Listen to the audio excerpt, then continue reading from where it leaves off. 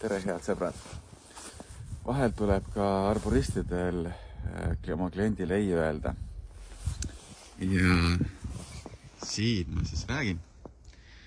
On üks korralik suur harilik vaher, millel on siis 2 konkureerivat haru, latva, ja soovitakse siis ühte neist parempoolset eemaldada siit kohast.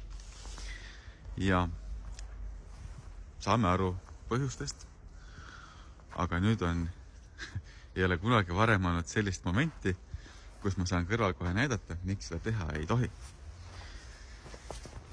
No võt, siin on ka olnud harilik vaher ja on praegugi. Praegu siis alles jäänud oma 3 haruga. 4. haru, mis on siis maja poole kasvanud, on siis tehtud üks operatsioon, mille käigus on siis eemaldatud. Nüüd on näha siin, et see haru siit, see lõikehaav mitte kunagi ei parane. Olgugi, et tegemist on tegelikult ikkagi noore puuga, siis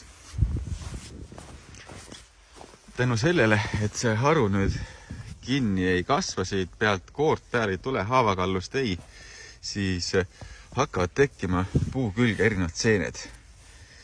Noh, praegu talvel lumega on muidugi keeruline küll määrata, mis seentega tegemist on, aga see puu on pikas plaanis hukule määratud. Just selle tõttu, et siit on haru eemaldatud, mädanik läheb sisse ja see paneb ohtu siis terve ülejäänud puu seisukindluse. On hea meel, et kutsuti Vikatimeest vaatama neid korteriühistu ümber olevaid puid ja mitte inimeste teenusepakkujad, kellel on lihtsalt olemas kodus saag ja saeoskus ja töötahe. Et praegu ma usun, et suutsime ära hoida midagi koledat ja sest puude lõikamise puhul on see, et tänased otsused, lõiked mõjutavad tegelikult meid alles aastate pärast. Aga kena, suur tänu taas kord vaatamast ja järgmise videoni.